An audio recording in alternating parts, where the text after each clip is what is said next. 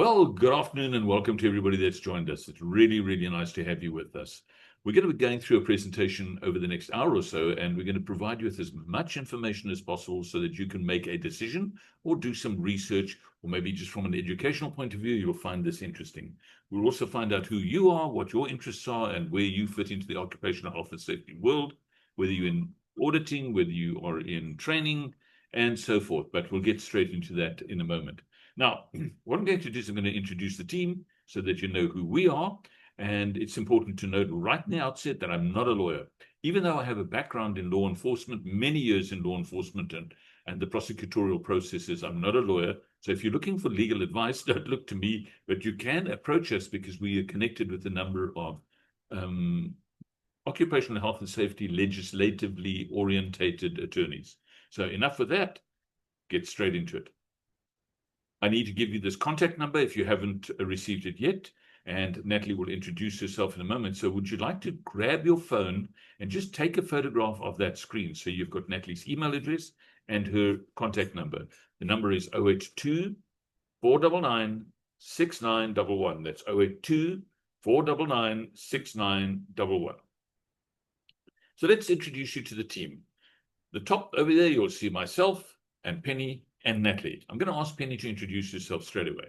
Hi, everybody, and welcome to the last information session for 2025. I can't believe it. I'm sure as much as we are, you are also looking forward to December and taking a decent holiday. I'm on the financial side of the business and the delivery side.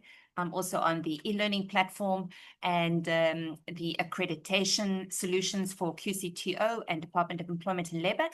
I'm looking forward to being of support to you. And now, Natalie. Hi everyone, I'm Natalie and I'm the CRM manager at INTRA. So I'm usually your first point of call on your journey to becoming an INTRA licensee. I'm here to make sure you have all the necessary information, schedule any one-on-one sessions that you would like, and I also assist with the marketing side of things. So thank you to Penny and thank you to Natalie. And my name, for those that are just joining now, is Ken Annandale. And Penny and I founded INTRA some 13 years ago, but I come out of an interesting background. I was in law enforcement for a number of years in the SAP and then in the military police. And from there, I moved into security, where I was introduced to health and safety. And from there, I went to go and work for NOSA, the National Occupational Safety Association. So after my time there, I set up a training company called INTRA-Train. And INTRA-Train ran for a good 7 years, Cape Town, Durban, Joburg, PE, and so forth. And we mustered a whole group of people that worked with us and for us.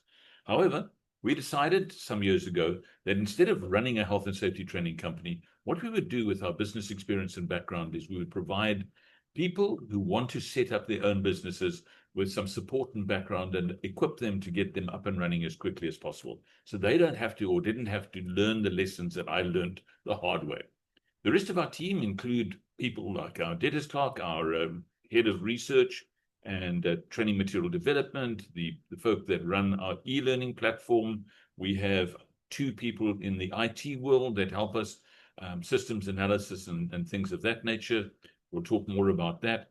We have an accountant who has the black shirt and the glasses, Gavin, and then our attorney.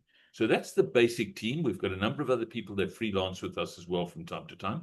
On the right-hand side, you will see various people in various pictures, and these are some of our licensees that spread literally from Dubai to Durbanville. We have over 100 licensees that operate those areas, and if you were to join us, you would become one of the licensees, but more about that in a while. It's very important that everything that I say, that you find that in writing. So we provided you with a document called the prospectus. And it's very important that you get a copy of the prospectus. And you can ask Natalie for that, or you can go onto the INTRA-SAFE website and request more information. And the prospectus will be downloaded to you, and you can go through it. My recommendation always to people is this: get the prospectus, print it, grab one of your children's highlighters, go through the prospectus, draw up a list of questions, show the prospectus to your attorney friend or your accountant friend, and then we have a session, a one-on-one session where we can answer your questions as well. That process is called commonly due diligence. And we're going to urge you to do your due diligence as you get into this. It'll then provide you with an insight into what we expect of you and what you can expect of us. But right now, as we start entering or exiting November, it's important to note that we've still got our Black Friday deal running, on which any of the prices that we mentioned in this presentation is discounted by 10%. So it's a massive saving. And that means that you can get up and running as a health and safety training provider as quickly as possible. And then, of course, in this presentation, we also want to announce the fact that there are new programs coming from the QCTO all the time. We had 11 new programs that came out recently, and more recently, in the last 2-3 days, there have been 3 more. So very, very exciting. So, question that people ask me all the time, is there a market in South Africa for health and safety training? The answer is yes, and yes, and yes. Given the fact that there's something like 16.8 million employees, most of whom fall under the Occupational Health and Safety Act, that means there is a massive market and a huge need for health and safety training in South Africa. That excludes all the unemployed people in the country. And there are, as you can see, over 8.5 million people in South Africa that are unemployed, who they too need training. So we obviously talk about the Occupational Health and Safety Act, but there is another act called the Mines Health and Safety Act. It's not our focus. Our focus is predominantly the Health and Safety Act, or OSA. And in the OSA, you'll see a lot of information relating to training. Who, when, where, why, how, and things of that nature. And training is a legal requirement. We know that. We also know that the OSA is criminal legislation, and if you don't, well, there are penalties. So let's just quickly have a look at Section 8 of OSA. And this is a section that you need to remember almost word perfect if you're going to be in the health and safety training industry. This section sets it up for us, all of us, to do training. And obviously, it's a duty of the employer. And it says briefly there that the employer must establish the hazards. And then the employer must write the precautionary measures. And then the employer must provide information, instructions, training, and supervision. And I joke about it a lot. I say that the Department of Employment and Labor, who manages the Occupational Health and Safety Act, they are best marketing agents. Because look, it's in the law. It says. And as the Afrikaans say, dit is geskryf, or in English, it is written. There it is. And it's criminal legislation. Now, the question is, who may do this training? Because obviously the employer is busy. So the employer may use a contractor, and they reference or refer to a contractor in the law as a mandatory. So the employer may use you, the mandatory, if you can provide the necessary service. Now, a lot of people are under the impression that you have to be accredited, as an example, or you have to be a registered safety officer to run training programs. Nope, not at all. And I wrote a document some time ago called, Am I allowed to do occupational health and safety training? The answer is yes. Yes, you are. And you can request this document as well. Okay, then it carries on. So that was Section 8. Then it carries on in Section 13 of the OSA. It says, the employer shall cause every, and now there we go, almost 17 million employees, cause every employee to be made conversant. Conversant means they can talk about it, with the hazards that they identified, as well as the precautionary measures that they wrote. All right, so this is a very, very important piece of legislation that you need to know, because someone might say to you, you're not authorized, and the answer is, yes, you are. And by the way, you're authorized not only in terms of the Occupational Health and Safety Act, but also the Constitution of South Africa. More about that later. Okay. What if the employer fails to do this? Well, it becomes a criminal offense. And there are penalties. In terms of the OSA at the moment, for each criminal offense, if convicted, there could be a 50,000 Rand fine. However, you're probably aware of the fact that they've been talking about the amendment bill for some time. And should the amendment bill come through, the fines could go up to 5 million Rand per offense, or imprisonment. Now, I personally don't like threatening people with the law. I rather have people doing these things voluntarily, because it's ethically correct, it's legally correct, it's morally correct, it's financially correct. But please bear in mind that there is a criminal implication should this training not take place. Okay, so have a look at this. one of the questions that does come up is, must it be accredited? Well, hello. Let's have a look at what the law says. The law says for it to be accredited, it must be the training of a competent person. And those competent people are defined in a number of regulations. Now, you know, in the Act, we've got sections, and then we've got about 23 regulations. And in the regulations, you'll see this definition. And please note there, in the definition, it talks about the NQF Act, the National Qualification Framework Act. So let's just quickly read this. And this, again, is another important thing. This section says, or this regulation says, a competent person means a person who has, in respect of the work or task to be performed, the required knowledge, training, and experience, and where applicable, qualifications specific to the work or related task, provided that where appropriate qualifications and training are registered in terms of the NQF Act, those qualifications and training must be regarded as the required qualifications and training. And then it says, the competent person must also be familiar with the Act and the applicable regulations made under the Act. Okay, so what does this all mean? I'll tell you what it means. Is if you have a look at where the regulations state competency must take place, there's a lot of explanations that I can provide you. The first four are the obvious ones. The remainder are regulations which are present. But then we come to the questions, fine, are there appropriate qualifications for those specific regulations? And I'll give you one quick example, and you might find this interesting. Back in 2019, we got the ergonomics regulation. And in the ergonomics regulation, it talks about training, and there's over 10 places where it talks about training in the ergonomics regulation. We go, right, okay. Then it says where, the definition says where appropriate qualifications and training are registered. Well, for ergonomics, there is a SAQA unit standard for risk assessors, but not for employees. So the employee does not have to be competent, according to the Act. Now, that's an interesting little aside. We can obviously discuss this at great length, but please note, as I'm saying that, it's not just as simple as read the Act and do what the Act says. And that's where INTRA plays a big role, is we provide you with information so that you can interpret what's going on in the legislation, and then if necessary, you can go and see your attorney. All right. Now, having said that, we'll come back to this question of ergonomics in a short while. But when we go on, look a little further, we also know that with the draft regulations of the construction regulations, that is, they've taken that requirement out.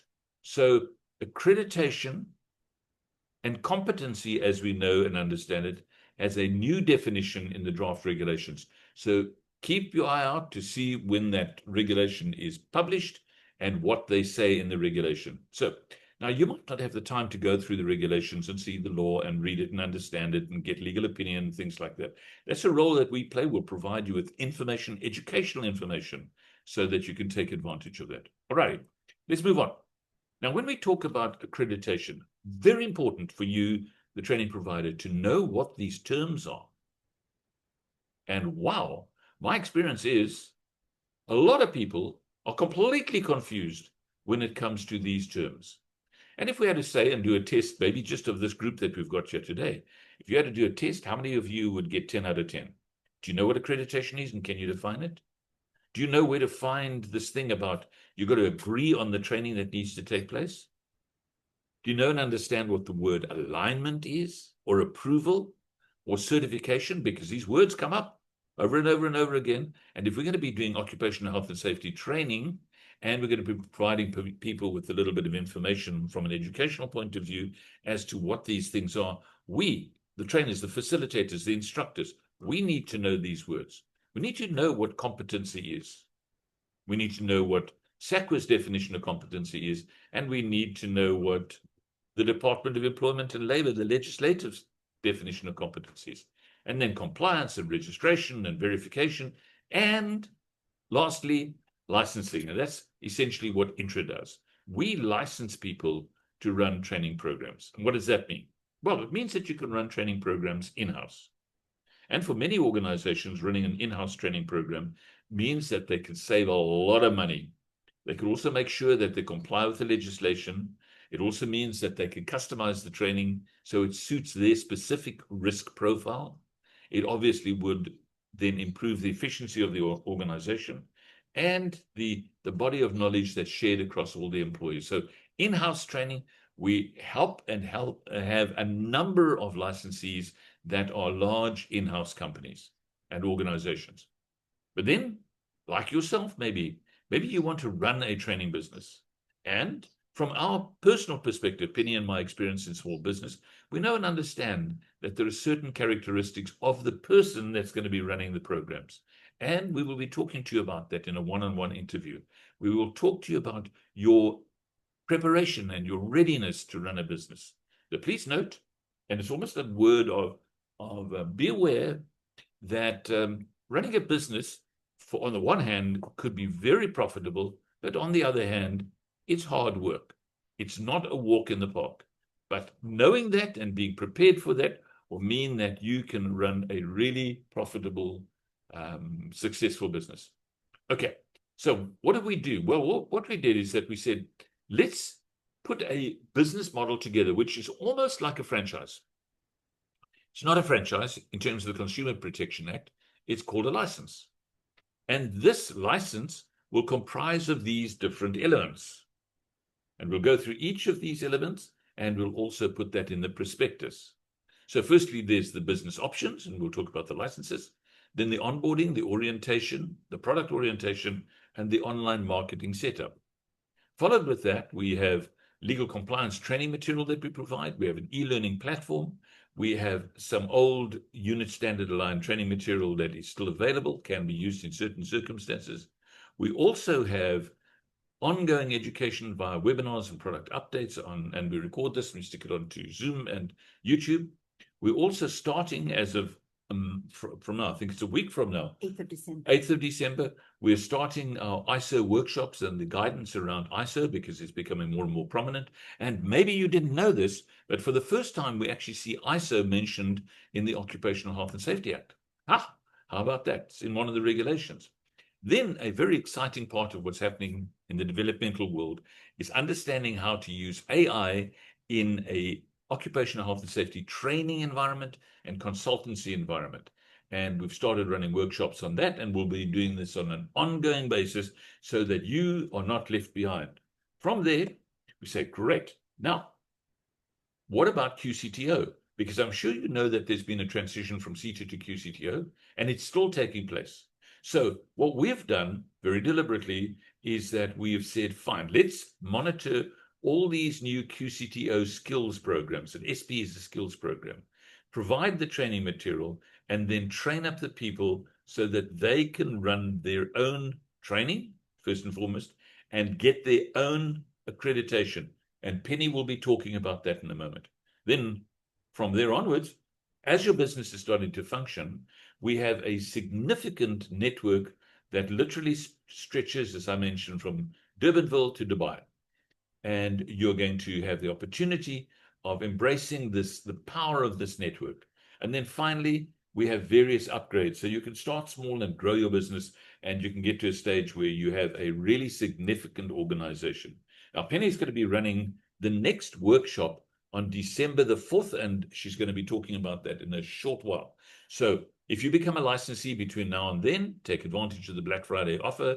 You could attend this workshop and save yourself a bucket load of money on the accreditation process. Alrighty, so having said that, Penny, can you just quickly talk about the different licenses? Thanks, Ken. So we have several different licenses. So the Platinum license is geared for multi-branch corporates or with international branches. And we have some larger companies that we service, like Parmalat, which I think is also called Lactalis, University of Cape Town, University of Tshwane, Firestone, etc., etc. So if you represent a multi-branch company, that would be the best license for you, because it gives you a lot of other significant benefits like IP release and things like that. The most popular license is our Prime license, which also includes the Prime Plus. And the Prime license is a full delivery. So it's about R250,000 worth of delivery up front. and all the bells and whistles and services that Ken's been speaking about, you get with the Prime. For those that actually want a more project managed approach to their accreditation submission, then we have a Prime Plus, and that is obviously more expensive. But the Prime, we've had many licensees making use of the do-it-yourself accreditation program that's within the Prime to get their QCTO accreditation successfully. So Prime is definitely the one that you want to focus on. The basic license is probably more suitable if you just want to step up towards the Prime in sections, and the basic will give you a full delivery of all the legal compliance training materials, currently sitting at 26, but we're adding to those all the time. And those fundamentally are probably 90% of your time is working with legal compliance training, and you will find that we cover all the most important subjects that you will need for legal compliance training. The starter license is really a toe in the sand. You just want to have a look maybe at 6 training materials and 6 e-learning courses, and just have an idea as to the quality of the content, the quality of the layouts, etc. And maybe just get started with your clients based on those initial 6. So it's also a great starting point. And the program that we have is that as you go up the ladder, we actually give you a credit up to a maximum of 50% of the next upfront fee. So you never really lose your investment. And if it suits you to start small, then we are so delighted to have you at that section as well. You can also purchase training materials individually as well if you just want to add to your own personal library. So at the moment, as Ken was saying, we are excited to offer you the Black Friday special of 10% off, and that covers all of our different licenses. And I think Ken will show you the breakdown of the pricing now. So I mentioned to you early on that it's almost like a franchise. And if you were to start a franchise, there's all kinds of orientation, onboarding, there's training, there's education, there's support, and things of that nature. And similarly, we do the same thing. So if you think starting a business, you're a licensee, what do you get from us? Well, you get training material that's existing and new. You get access to an e-learning platform. You get licensee business support. You get assistance with information relating to DIY, do-it-yourself accreditation. And these aspects or elements differ depending on which license you took, whether you took a starter, a basic, a prime, or a platinum license. And that you'll find in the prospectus. There's something new that we're bringing on board now, because Penny runs these workshops on QCTO accreditation. And we've just written a book called the Q Book, the QCTO book, and we'll be running webinars on the Q Book as well. And all of this comes to you as a licensee. Okay, so really important for those that have just joined us to make sure that you get a copy of the Black Friday prospectus, and you can take advantage of that up to the end of November. Thereafter, obviously, we're going to go back into the December prices and so forth, but it means that you can get up and running this year before the onset of the Christmas period. So having said that, part of the onboarding and orientation is mentoring, workshops, videos that we've recorded, bringing in specialist speakers. We have an operations manual that you can go through and follow, and you and your team are entitled to come to these workshops. You'll have access to this YouTube channel, so you can catch up on some of the former presentations. There's a huge amount of personal information that comes into this. And Penny and I mentioned that we've been in business for a number of years. Then, of course, for those of you that are starting a business, never had a business before, maybe you're not familiar with the whole marketing process. But once again, the Afrikaans het 'n gesegde, they said, doenbaar. You can learn how to do these if you've got somebody coaching you. So I'm just going to ask Natalie to talk about this. Natalie's got a degree from UCT in media, and she's worked for a number of large advertising agencies. And she's helped dozens of our licensees get their online marketing presence. So Natalie, over to you. Thanks so much. The online marketing presence is included in the basic and prime license packages. And what it really is that it... Oh, did you stop sharing? Oh, I thought your picture was there. No. And it really just gives you a boost in terms of getting going with your visibility and credibility in terms of your digital marketing. So I get you set up on a couple of important platforms, and I give you a whole rollout plan that you can start with for your digital marketing. And I spend a bit of time just going through what you maybe do have already and optimizing what you do or setting up what you don't have, and just giving you a couple of tips and tricks and tools that you can use as you set up your business to market digitally. Cool, back to you. Fantastic. I just want to say to everybody that's joined us in the meantime, welcome. Lovely to have you with us.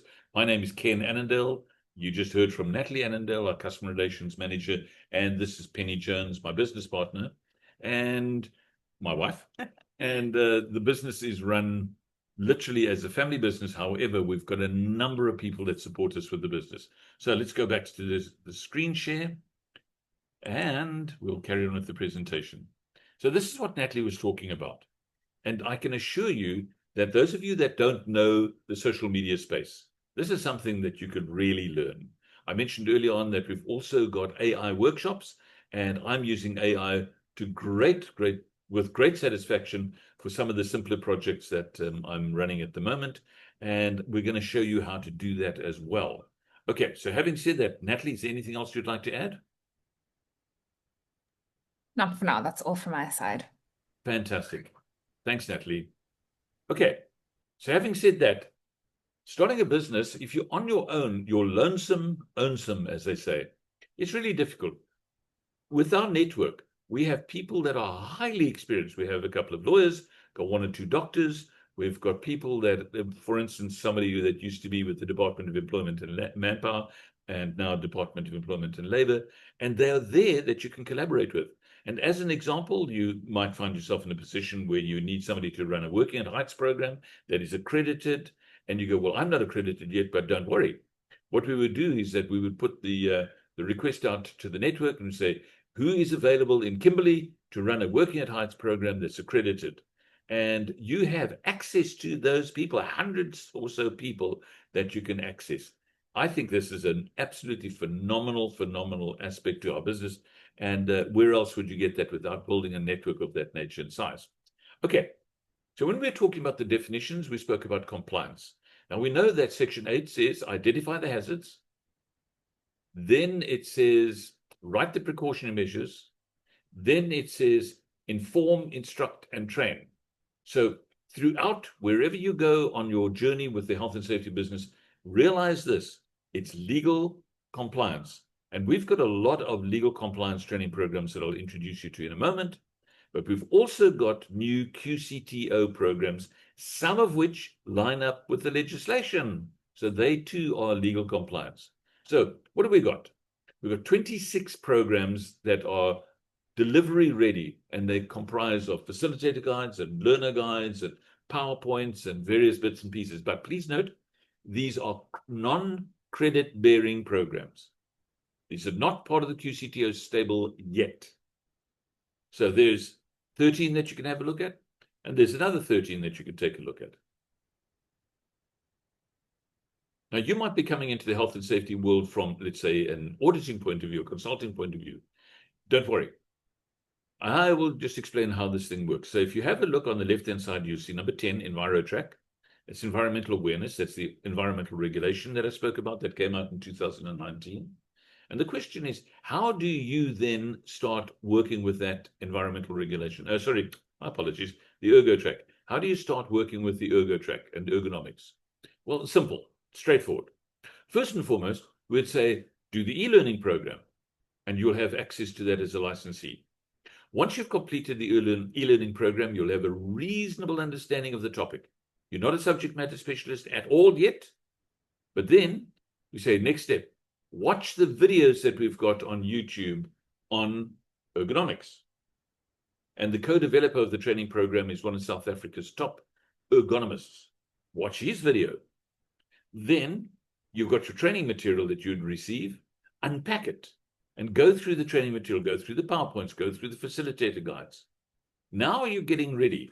So you have a little bit of a better understanding, still not a subject matter specialist, but you're on the road to doing your first information session. Do you remember what we said? We said that Section 8 said inform, instruct, and train. It's a legal requirement that employers inform their employees, and nothing stops you from running a non-specialist information session like a toolbox talk or slightly longer on ergonomics. Then from there, the next point is instructions, which is more practical, and then training. Now, at this stage, the QCTO has been talking about developing an ergonomics program, but we haven't seen it as yet. It's something that we can look forward to. So this is a great opportunity for you and your company. All right, we have a training material catalog that I'm going to suggest that you get a copy of, and it'll outline exactly what's in these programs. These 26 programs are listed in the catalog with comprehensive information sheets as to what you would then be running for and on behalf of your client.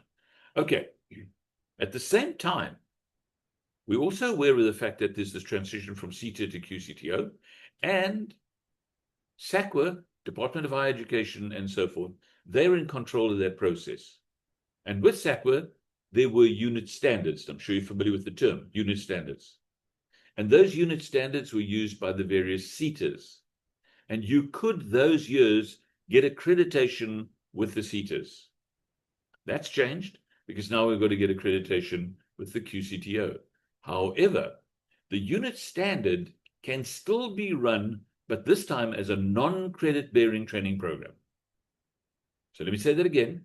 You can still run them, and we've got about 40 programs that will deliver to you, and you can run them as non-credit bearing. In other words, you're not accredited and you're not following the methodology exactly.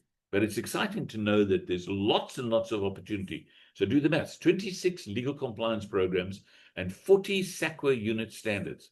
That brings us up to 66 programs. Now, Penny's going to talk a little bit about the e-learning platform. And I mentioned this is excellent for orientation, but please note that there is an income opportunity that Penny will speak about now. Thanks, Ken. So the e-learning platform grows from year to year. At the moment, we've got 18 courses available. These are non-credit bearing courses, and they are excellent in terms of just reinforcing those legal compliance requirements, and especially where you have clients with employees in different areas in the country. Very, very helpful for you to arrange to have these courses done.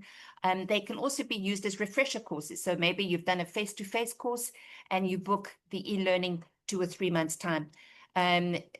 Excellent for corporates. I'm busy every day with big orders coming through for corporates, just wanting to get their legal compliance training done. And because they have a test at the end of each one, before they can download a certificate of successful completion, it definitely does also work as a formative assessment. So lots of benefits. And for you, it's a great income opportunity. We do most of the heavy lifting for you in terms of uploading your learners, pulling out the tracking reports, technical support, etc. And this means that you are scaling your time a lot more effectively. So you are not face-to-face for 5 hours, 6 hours in that day. We open up these courses for 30 days for each learner. So they have more than enough time to finish the course. They could do it in a couple of hours if they had the time. But sometimes they'll do half an hour here, an hour there, which means that the client doesn't have to pull them completely out of work to complete these courses. So another big advantage.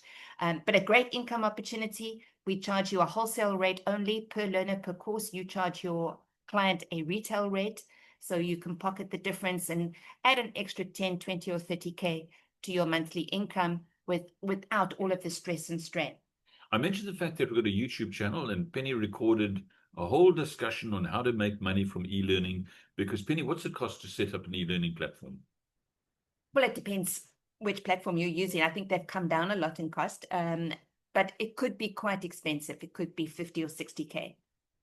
So this is a wonderful opportunity. You piggyback on what we've got, and when you're ready, then Penny has an offer for you. Absolutely. So when you're ready and your resources are in place and you want to control your own e-learning platform and your own e-learning courses, we can provide these 18 courses or however many we have at that time to you like a plug and play, in the right format, sort of white label.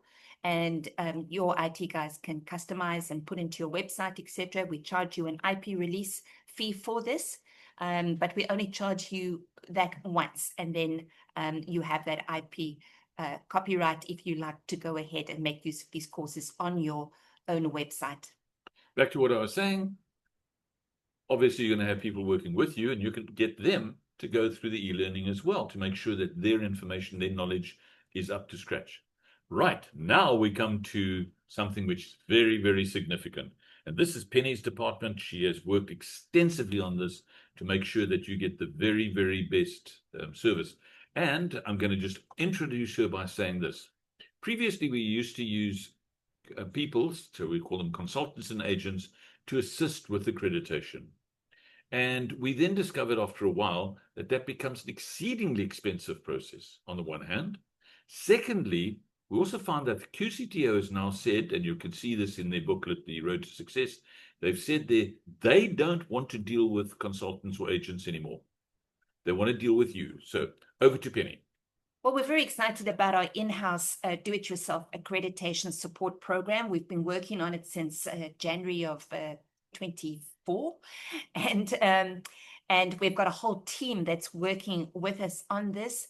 And part of it is a Google Drive delivery, which includes all of the templates and checklists and SLAs and MOUs and QMS and business plan and et cetera, that you might need for your accreditation process. We follow this through with a monthly recorded do-it-yourself workshop, which you can attend live, and we also record it for you so that you can listen to it and go through it time and time again. And we also assist with WhatsApp consultation, like once you feel that you are fully prepared and you're ready to submit your online application, actually going through everything that you need to complete the accreditation process, and making sure that before you start, you're actually 100% ready. And this really guarantees your success, and it also takes a lot of the stress out of the process.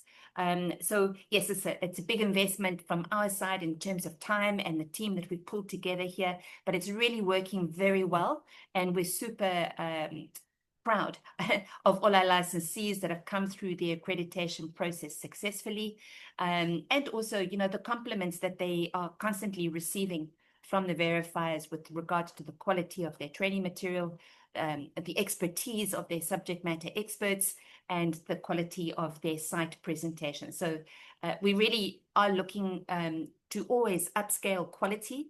That's a big thing about being an INTRA licensee, that we want to help you put your best foot forward at all times so that you are always head and shoulders above the competition. You're going to learn a lot more about the QCTO process. They've got some peculiar rules, which Penny will explain to you. It's very important that you are aware of these rules so that you don't squander time or money or effort or energy on them. And they've got some peculiar things like, even though we have the accreditation process, that you can't get more than 5 units, not units, codes replaced at any stage. Yes, so Ken, it's quite correct. It's up to 4 for part qualifications and full qualifications at any one time. And it's up to 5 for skills programs. But do remember that this is on a per application phase. You don't have to wait until you're fully accredited before you do the next 5. So this was a big issue for us because we know that a lot of our training providers need to be able to present up to 20 different courses on health and safety. So especially now with the OHS skills programs becoming available to you, you are going to be able to get them all in place fairly soon in 2026. So that's very exciting. So one of the big advantages of being with INTRA is that you don't have to write their training material. And if you know anything about developing training material, it on the one hand has to be in line with or aligned with the legislation, but now also aligned with the QCTO curriculum. Okay. So here's a couple of examples of some of our licensees with their site visit preparation, and you can see the detail and the quality that they maintain and present. But we go through all of this in great detail with you in terms of the preparation phase. Nothing to be afraid of, and probably a lot of you have done your SETA accreditation previously, so there are lots of similarities and a few things that are very different with the QCTO, but we highlight those and make sure that you are fully prepared. Great. Penny, thank you so much. Folks, there's so much more to talk about, and we'll be talking about Penny's workshop that's coming up shortly. Okay, so there's a difference between approved and published. Approved is they've gone through the process of putting it before the QCTO committee, and the committee approves it. Then the QCTO publishes it on their website. Only when it's published on the website can we start with the development of training material. And obviously, this is where we play a role, and you can take advantage of that role. On the website, you will see that there is a list of QCTO skills programs that have been published. And the health and safety industry, training industry, focuses predominantly on the 8 and less credits. So easy enough to go onto that website. You can just take a photograph of that screen and then go onto the URL at the bottom and see what's available. Now, we don't only deal with skills programs because there are also qualifications out there for health and safety, so you can talk to us about that as well. But these have been published, and we'll start off with the first group. About 2 years ago, the QCTO published the first aid programs, and we get basic, intermediate, and advanced. Now, if you know anything about the General Safety Regulation 3 requirements, this is in line with that. Basic, intermediate, and advanced. It used to be called level 1, 2, and 3. They don't use those terms anymore. Now they just use these terms. And we have had how many people go through accreditation for this, Penny? Many. We definitely recommend that each and every licensee get their QCTO accreditation. Not all of our licensees are focused in first aid. It's not like their main area. So they are very excited to get the new OHS skills programs, and they'll be using that for their accreditation. But if first aid is part of the suite that you like to offer, it's so doable, and we've had excellent results. And as I say, it's very important in the market in South Africa that you do get your QCTO accreditation. Extremely important. So this is one that you would be guaranteed. We know how to do it. We've had a couple of dozen people that have come through. But recently, in the last month or so, the QCTO published online 11 new programs, starting with these 5. Penny? And these first 5 really are ideal for you to do your first submission for accreditation, because they're all the 2-credit programs. And these names and these terms may seem a little bit strange, but let's just say that the operational risk assessor is the HIRA. The essential compliance insurer is like your legal liability. Your essential OHS rep is your HAS rep. Your evacuation marshal is self-explanatory, and incident investigation was like your invest track of the past. So we've already commissioned and developed this training material. It's going into final edit and peer review as we speak, and these will be made available to you. If you're on the Prime or Platinum licenses, then you will receive this training material. You don't pay extra, and this is one of the huge advantages of being a Prime or Prime Plus or Platinum licensee, is that all of these new QCTO training materials are simply delivered to you. Also in development, we have the balance of that 11, which includes, sometimes you can see that there is a stepping stone. So there's, basic legal liability, then there's intermediate legal liability, then there's advanced legal liability. And the QCTO love to have this kind of progression, because why? Because they're really looking to upskill employees and fill full skills gaps, if you like. So this is very important. These are all in development, and they'd all be available to you as part of your delivery as well.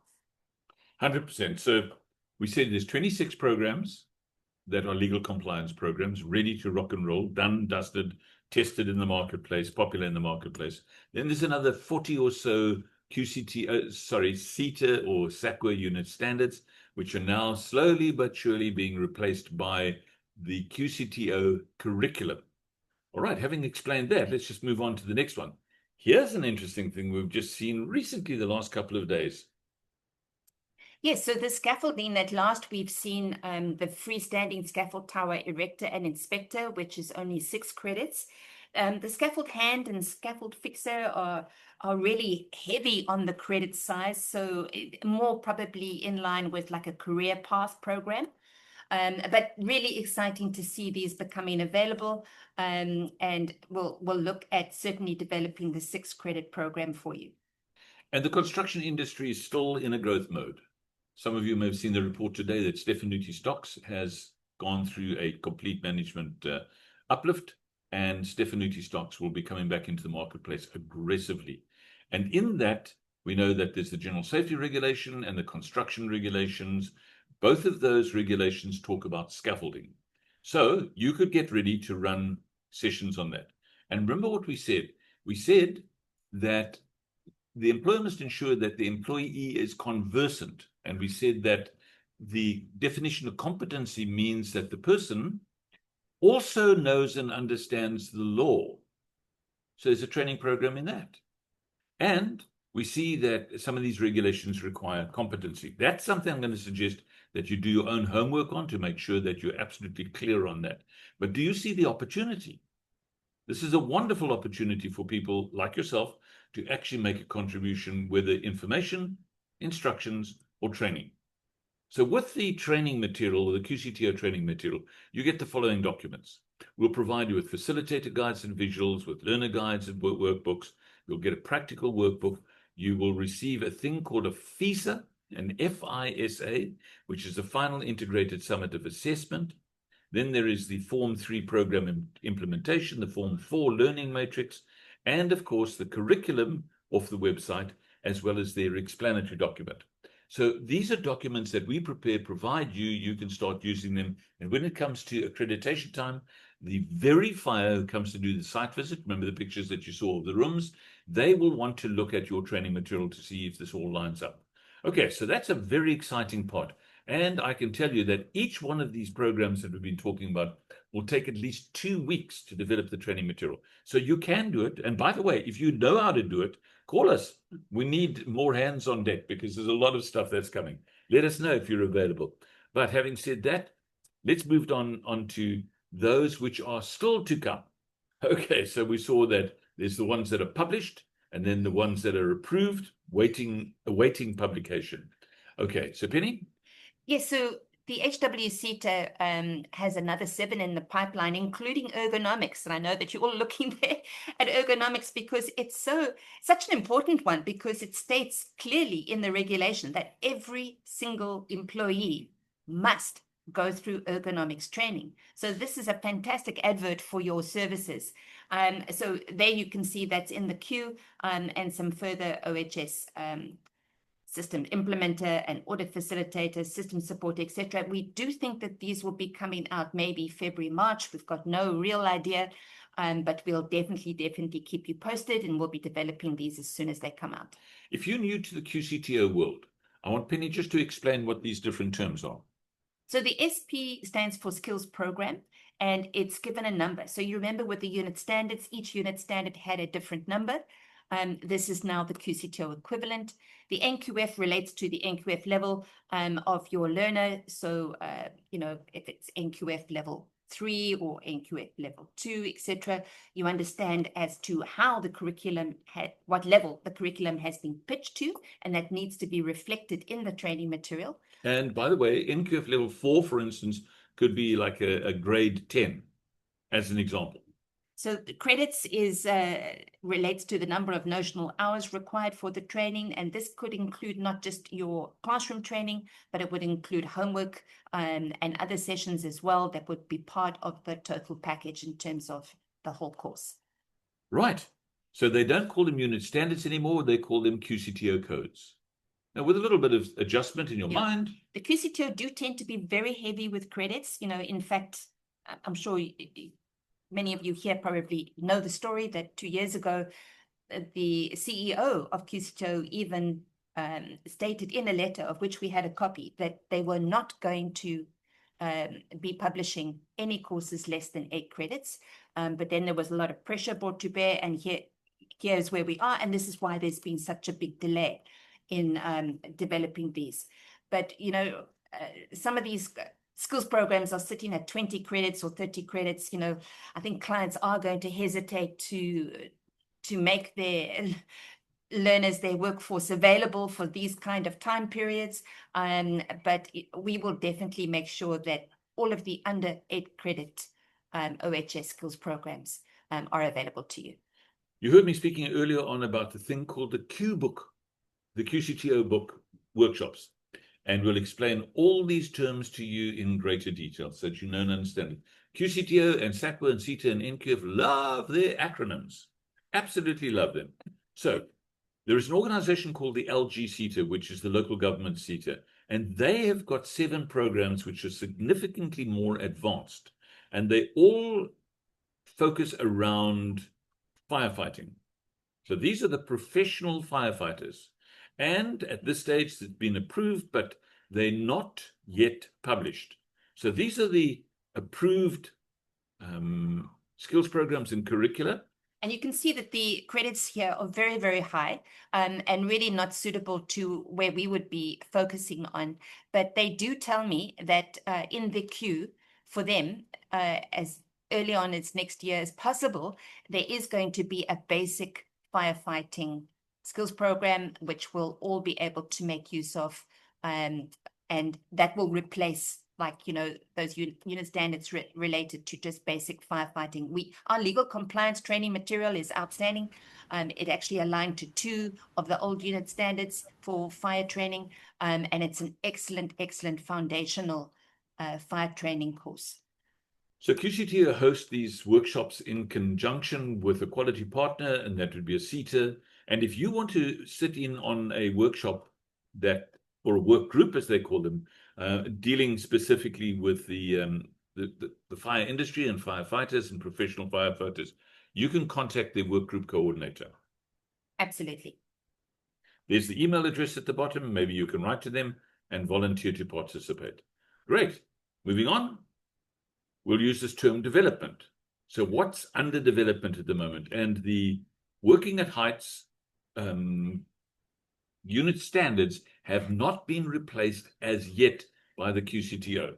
So this caused a major issue and a very big vacuum. And we've been giving you constant updates as far as the Institute of Working at Heights, and they introduced an interim certification process in July of this year. It's been very successful, and they've now made a decision to make it a permanent arrangement. So this will be going forward into 2026 and beyond. And this certification process is working well. Please do get hold of Lizani at that email address there for more information about the process, if this is your area of expertise, and they will give you the details as to what you will need to do. Speaking of details, if you like me, I love to look at the details. I want to see what's going on. I want to be able to explain it to other people. I want to be able to converse in the topic and things of that nature. So please take advantage of the fact that we'll do the heavy lifting. We'll do a lot of the runabout. We'll do a lot of the workshops.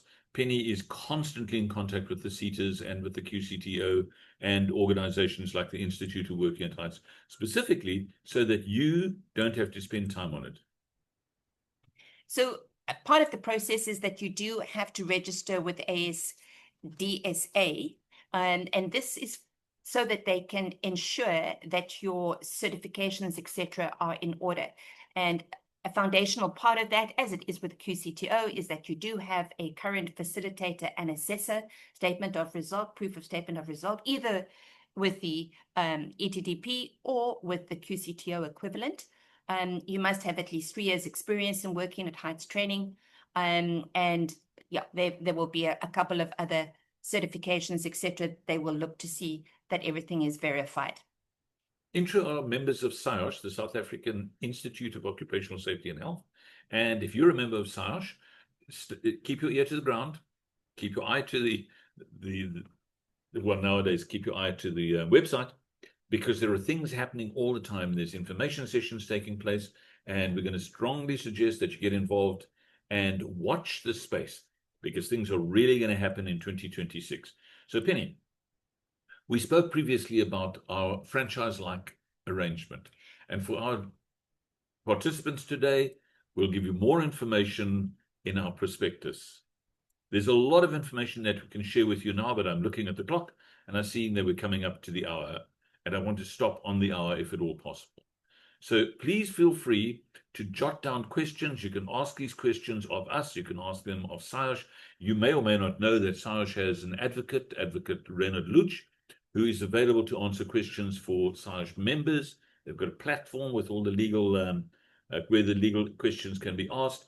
Very, very useful and beneficial. So having said that, we'd like you to do a little bit of homework. I said, when you get your prospectus, please print it and then ask for opinions and advice. And for those of you that do get your intra license applications in this week, take advantage of the Black Friday special, which expires on the 30th of November. We really want you to have that discount.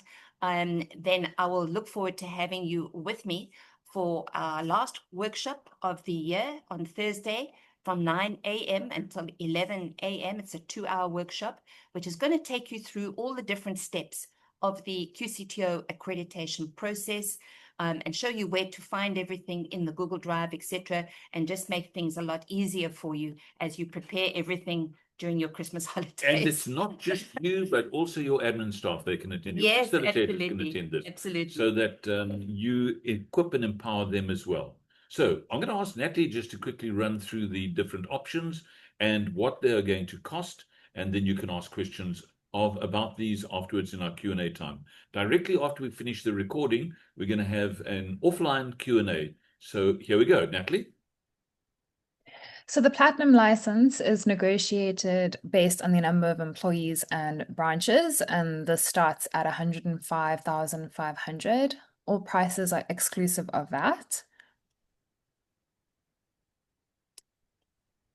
And the monthly license fee for the platinum, it's an annual license fee that's based on the amount, just dependent on the information that we garner from you. The prime package has an upfront fee of 49,500 and a monthly license fee of 1,500 per month. And you can see our 10% Black Friday price on the right-hand side.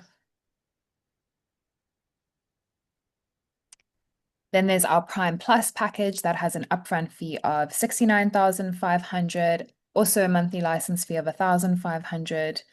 And you can see the Black Friday special amount on the right-hand side.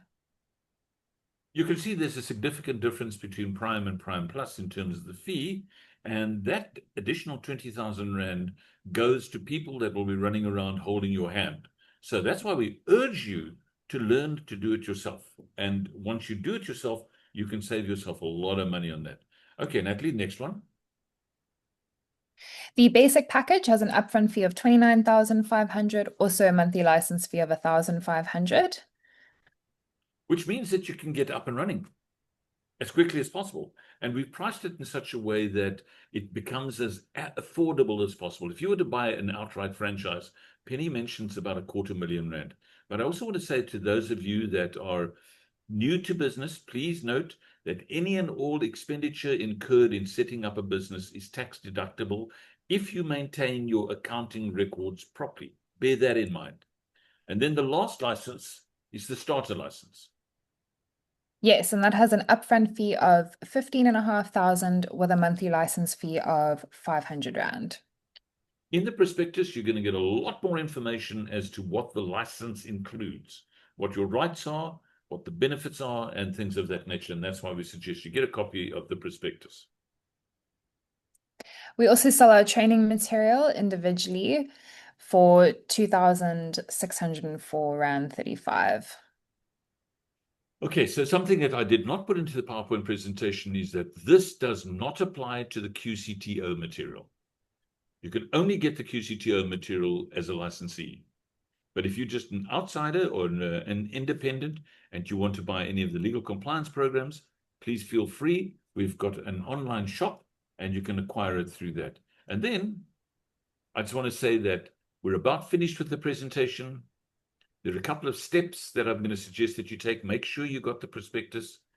We also have a document called the roadmap as to step 1, step 2, step 3, step 4, and so forth. It suggests that you take a little bit of time, read through the roadmap, go through it with your team or your advisors. Then, if you see something there that you would like a formal quote on, please just WhatsApp Natalie on that number, 082 499 6911. That's 082 499 6911. Or email her on natalie@intrasafe.co.za, and she'll be able to provide you with these documents and the quotation and so forth. And then you probably have a dozen or so questions that you'd like answered. So what we're going to do now is we're going to stop the recording, and we're also going to then open the microphones and literally invite you to ask whatever questions you want to. So thank you so much for being part of this at this stage. I'm going to end the recording, and Penny and I are going to just say thank you so much. It's a real pleasure. Hopefully that we'll be able to be of assistance to you. So don't go away. Please just stay and we'll answer your questions, those of you that have questions right now. And yeah, if you're watching the video, we look forward to helping you and assist you going forward. Absolutely. Natalie, is there anything else you'd like to add? Yeah, just pop me a message if you would like a quote, or if you would also like a one-on-one session with Ken and Penny, that can be arranged. My details are in the chat, so I'm looking forward to hearing from you. Thanks so much. Fantastic. And with that, if you happen to be watching the video, all of these actions are appropriate to you as well. Look forward to chatting. Bye for now.